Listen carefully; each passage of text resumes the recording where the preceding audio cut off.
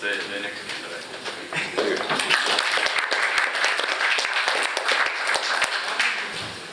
Good evening all. So my name is Ian Oxenford. I'm the Greens candidate for this election on September 7th. It's a bit like family here as opposed to last Wednesday night we were in Gloucester with the Chamber of Commerce. It was a little more challenging for me down in that part of the electorate. I'm a semi-retired, I say semi-retired, agricultural scientist and economist. I do consulting work throughout Asia Pacific, and sometimes there's no work and sometimes there's some, so it's a bit on and off.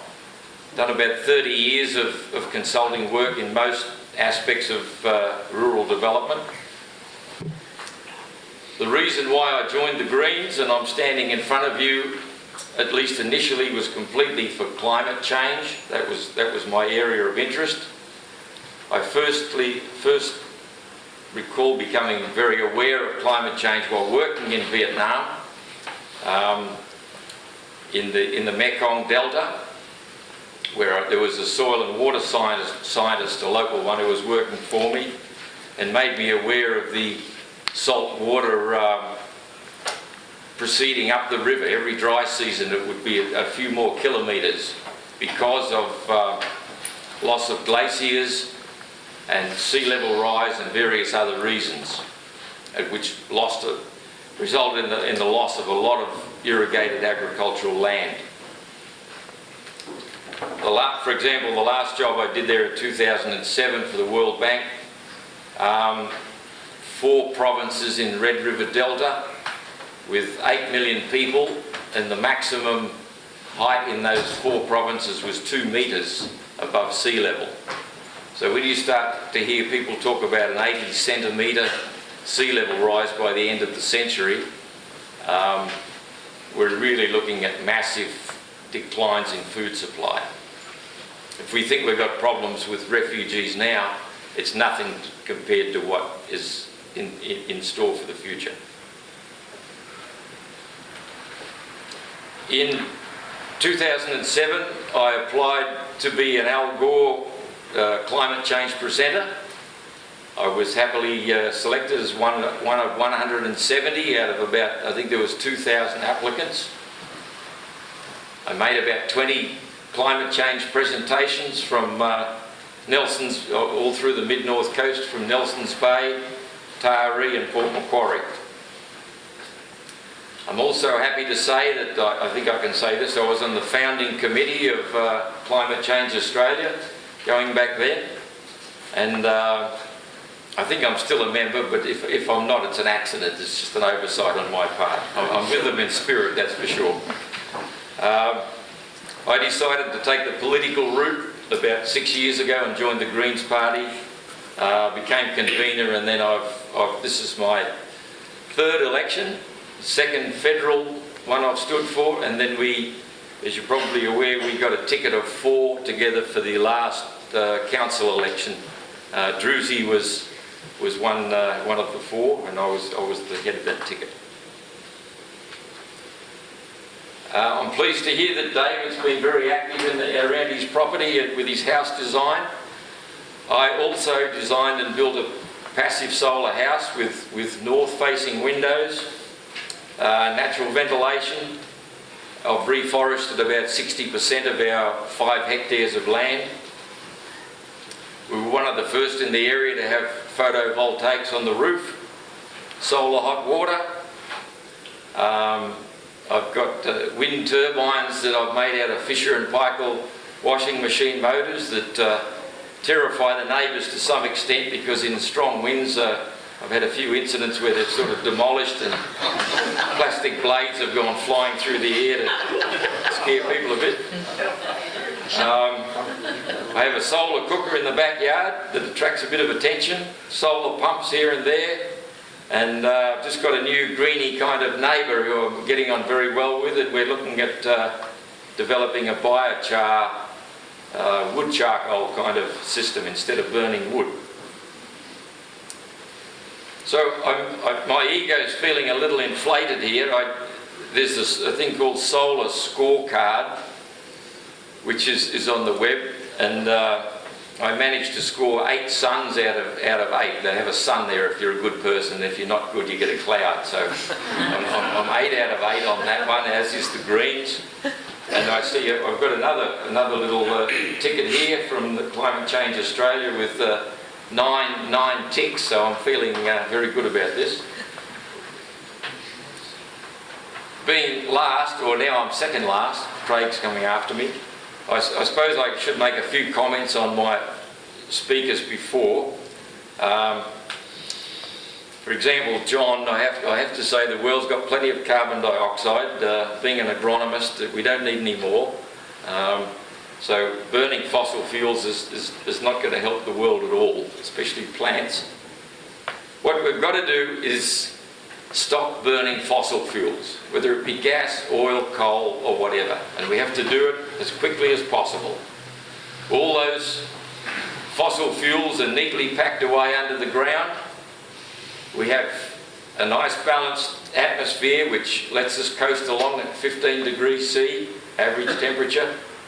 We do not want to burn any of that fossil fuel and put it into the biosphere. And this talk about locking it up in soil carbon, which is just organic matter, it's a fancy new title. It means it's still in the biosphere. It's not permanently going to stop in the soil.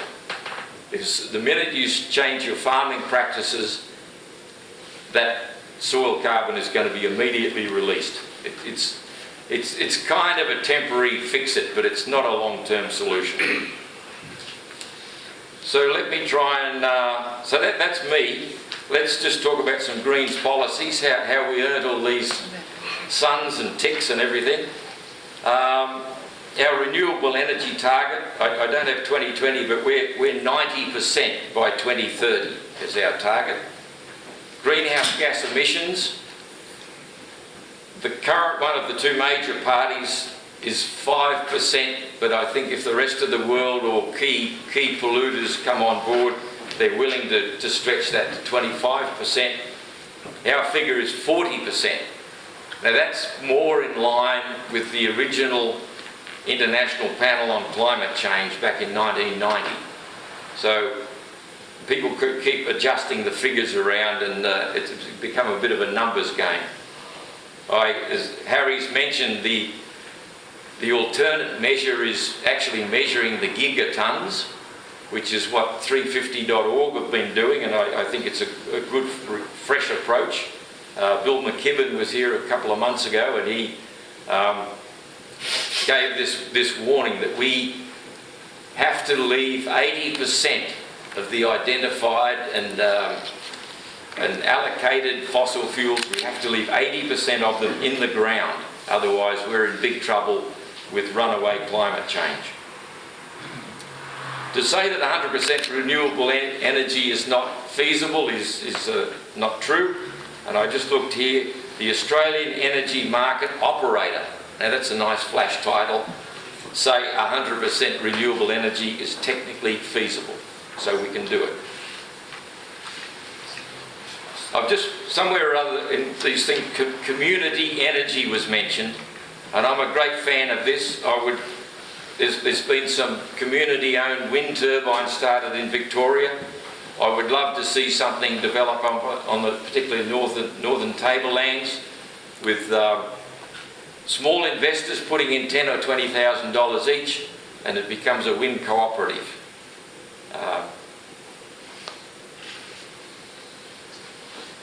Let me just go back now to some of your questions. Oh, 1 minute to go. So, as far as supporting renewable energy, we propose $30 billion over 10 years to the renewable, Clean Energy Finance Corporation. Another one about adaptation policies. The Greens have been churning out lots of new policies, social and otherwise, which I'm battling to keep up with. But there is a very relevant one here on agricultural research and development, which is, I don't know, it's 300 million over the forward estimates. It's actually an increase of 7% in ag R&D, which has been in decline for decades.